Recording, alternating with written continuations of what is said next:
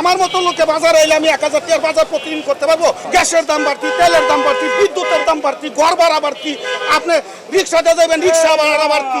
নিত্যপণ্যের আকাশ সমান দামে ক্ষুব্ধ এই ক্রেতা সময়ে সময়ে জড়াচ্ছেন বাগবিতণ্ডায়। 800 টাকা নিয়ে বাজারে এসে মাত্র 3টি সবজি কিনতেই শেষ অর্ধেক। ফলে বাকি টাকায় কিভাবে কি করবেন তা নিয়ে দুশ্চিন্তায় তিনি। কোন রাষ্ট্রে বসবাস করি? সিন্ডিকেট সব জায়গায় সিন্ডিকেট। রাজধানীর বাজারগুলোতে দেখা যায় মাত্র এক সপ্তাহে বদলেছে চিত্র। মৌসুমী সব সবজি ছুঁয়েছে 3 অঙ্কের ঘর। 60 টাকার পটল, ঝিঙা, ধুন্দুল এখন বিক্রি হচ্ছে 120 থেকে 130 টাকায়। কাঁচা মরিচের দাম ঠেকেছে 300 টাকায়। ফলে প্রতিনিয়ত থলেতে কমছে পণ্য, বাড়ছে ব্যয়। কাঁচা মরিচের কেজি হচ্ছে 300 টাকা, ধনিয়া পাতা 300 টাকা, 80 টাকার ফুলকপি হচ্ছে 120 টাকা। কিভাবে কিনবো? অল্প অল্প নিচ্ছে আর কি।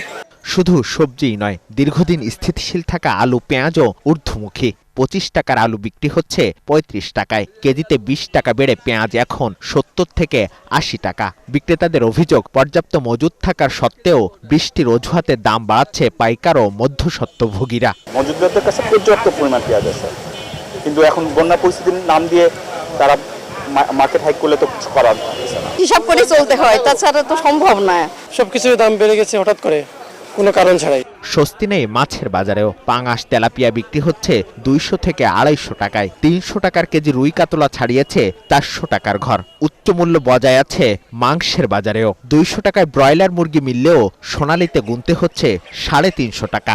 আগে যে রেটটা কিনছি তার থেকে 30% বেশি দিয়ে কিনছি। রেগুলার যে বাজার করি তার চাইতে অনেক বেশি দাম। ব্রয়লার মুরগির দামটা কেন বাড়ছে এটা আমরা নিজেরা শিওর জানি না। ক্রেতারা বলছেন, এভাবে চলতে থাকলে পুষ্টিহীনতায় ভুগবে পরবর্তী প্রজন্ম। তাই বাজারে স্বস্তি ফেরাতে সরকারের দৃশ্যমান পদক্ষেপ চান তারা।